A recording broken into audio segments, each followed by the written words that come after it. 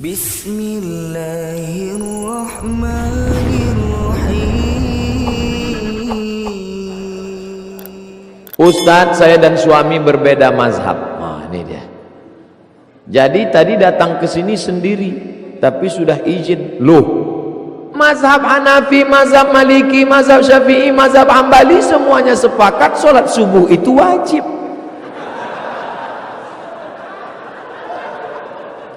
Tidak ada mazhab yang mengatakan sholat subuh sunat. Ini mazhab apa? Makanya jangan sembarang beda mazhab. Hayya 'alas shalah, ke masjid, tiba-tiba ada kawan satu kantor terus ngetik, loh sampean nggak sholat? Sudah, sholat apa? Sholat batin. Itu bukan mazhab Ahlus Sunnah wal Jamaah. Mazhab apa itu?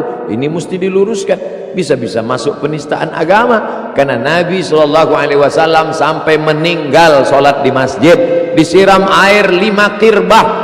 Kirbah kantong dari kulit tempat air disiramkan ke wajah Nabi, terbangun minta bawakan ke masjid, dipapah oleh Abdullah bin Abbas dan Fadl bin Abbas, kakinya nyeret ke lantai, gak bisa jalan, dipapah, duduk karena imamnya Abu Bakar Siddiq. Waktu itu Nabi datang, tetap Nabi ketika pingsan, ketika bangun, mau apa ya Rasulullah? Bawa aku ke masjid.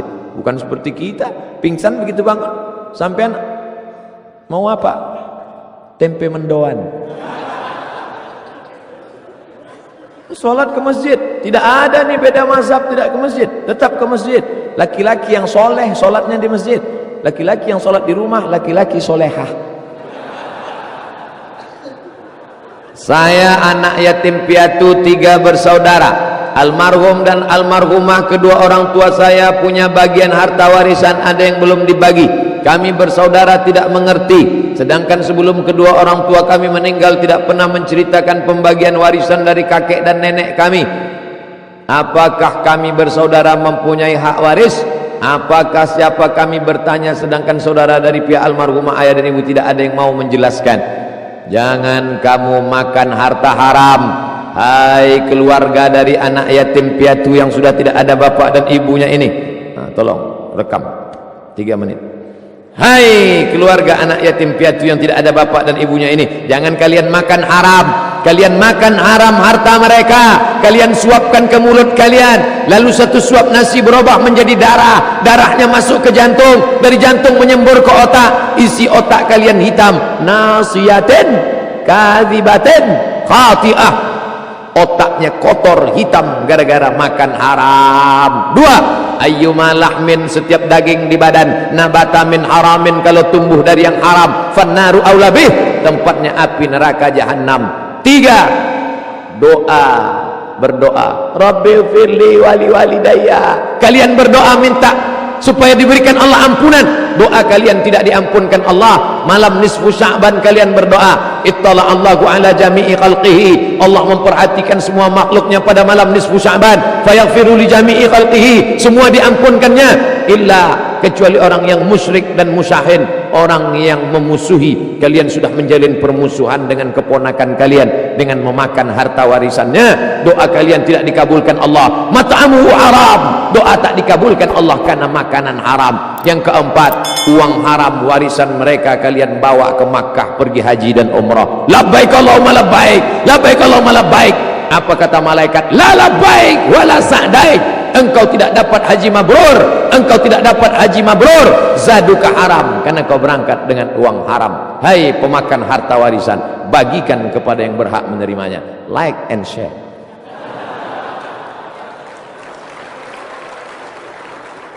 Apa hukumnya orang muslim memelihara anjing? Mengapa bertakbir sebelum baca wadduha? La ilaha illallah wallahu akbar, bismillahirrahmanirrahim, wadduha. Kenapa bertakbir sebelum baca wadduha? Karena surat ad-duha turunnya lama, enggak turun. Datang malaikat Jibril, kenapa engkau lama datang bawa wahyu Jibril? Karena rupanya di bawah tempat tidur ada bangkai anak anjing. Datang Khawlah membawa gagang sapu, terasa anak anjing mati dikeluarkan. Barulah turun malaikat Jibril. Na nadkhulul buyut, kami tidak masuk ke dalam rumah kalau di dalam rumah itu ada anjing. Pertama, malaikat rahmat tidak masuk ke rumah yang ada anjing, tapi yang tidak masuk itu malaikat rahmat. Malaikat maut melebu. Dua, kenapa? Maniqtana kalban, siapa yang memelihara anjing, maka satu hari amalnya dikurangi sebesar bukit Uhud. Bukit Uhud itu besar Pak Ustadz, 7 kilometer panjangnya. Tingginya tinggi sekali. Pergilah ke Madinah melihat bukit Uhud, dikasih lampu cahaya oleh pemerintah Arab Saudi sehingga tengah malam nampak memerah. Itu kenapa? Supaya orang tahu sebesar bukit Uhud amalmu dikurangi tiap hari. Amalmu dikurangi tiap hari sebesar bukit Uhud, sedangkan amalmu setiap hari sebesar bisul yang dikurangi sebesar bukit Uhud. Jadi tiap hari min. Oleh sebab itu pulang dari sini lepaskanlah anjing-anjingmu. Itu Pak Ustadz Ashabul Kahfi. Itu syariat sebelum Nabi Muhammad SAW. Itu ceritanya bukan nyuruh miara anjing.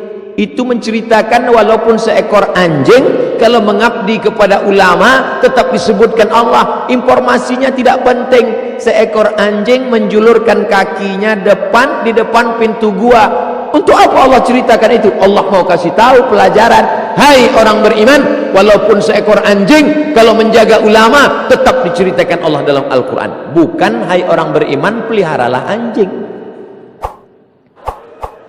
Pak Ustadz, saya mau tanya, jika saya sudah bercerai dengan suami, mempunyai anak perempuan, lalu mantan suami saya pindah agama, apakah mantan suami masih berhak menjadi wali nikah anak saya? Suamimu itu bukan jadi wali.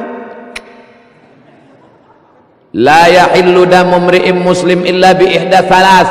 Darah orang Islam boleh ditumpahkan kalau melakukan 3. An-nafsu bin nafsi, kalau dia membunuh dibunuh hukum Islam. Yang kedua, as-sayyibu zani, sudah menikah tapi dia berzina, dilempar batu sampai mati. Yang ketiga, at-tariku lidinihi al-mufariqu lil jamaah, orang yang murtad meninggalkan jamaah, maka hukumannya hukuman mati seandainya ada hukum Allah ditegakkan. Maka dia ini buku Allah ditanya bisa jadi wali nikah. La nikah, tidak sah nikah illa biwaliyin, kecuali dengan wali, wa syahidai adlin, 2 saksi yang adil. Syaratnya adlin, adil. Adil itu apa syaratnya? Asyhadu an la ilaha illallah. Maka dia tidak lagi menjadi wali, putus hubungan kewarisan. Lalu bagaimana, siapa walinya? Ayah. Kalau enggak ada ayah, kakek. Kalau enggak ada kakek, abang, kakak laki-laki. Kalau enggak ada, adik. Kalau enggak ada, saudara ayah. Ayah ini punya kakak laki-laki atau adik. Itulah 6 wali. Ada wali akrab, abad. Jangan sampai tidak ada, karena dulu dia mu'allaf, lalu setelah mu'allaf dia keluarganya semua tidak seagama, lalu kemudian dia murtad. Siapa walinya? Fas-sultanu waliyun man la waliyalaha. Walinya adalah wali hakim. Wali hakim itu siapa Pak Ustadz? KUA, Bapak Kepala Kantor Urusan Agama, Bapak Kemenak kita hadir pada ini, maka beliau wali. Jangan sampai Pak Kemenak tidak dihormati, nanti susah untuk nikah. Saya mahasiswa di salah satu PTN, perguruan tinggi negeri. Saya mau nanya, kitab kuning apa yang wajib dibaca agar memiliki wawasan fikih seperti antum Ustadz? La haula wala quwata illa billah. Kalau mau menguasai fikih, maka di Pulau Jawa inilah tempatnya. Ahli-ahli fikih, ahli-ahli debat. Saya hanya copy paste dari mereka.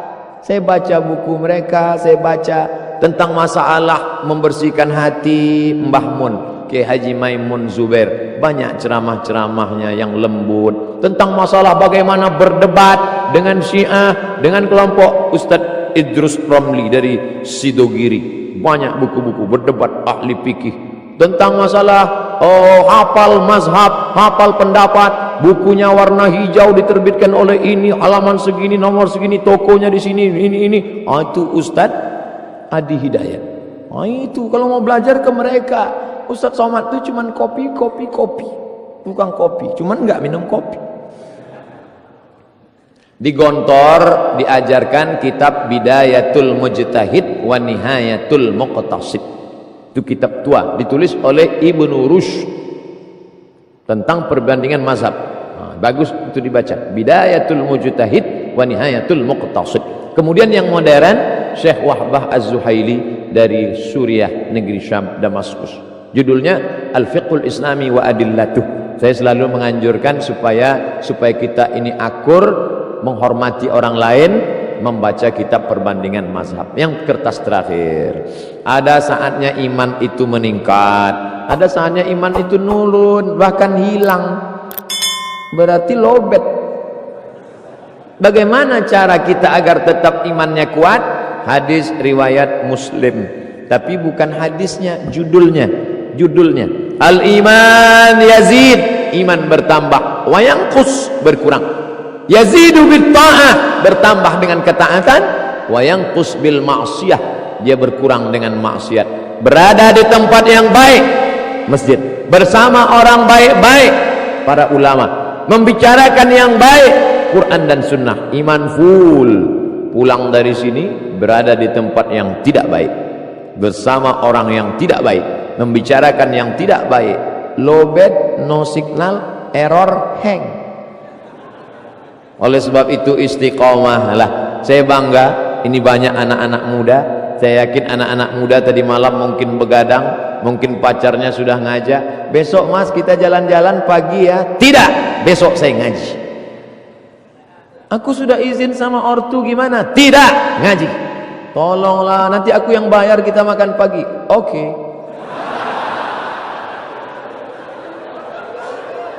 Maka ini hijrahnya belum total. Kalian harus hijrah total. Sekali hijrah. Buka HP, cari nomornya, delete. Buka HP, buka FB, cari namanya, unfriend. Kalau dia komplain, teganya. Kapan ini? 5 tahun lagi aku akan datang ke rumahmu, kupinang kau dengan bismillah. Itu. Terima kasih segala perhatian.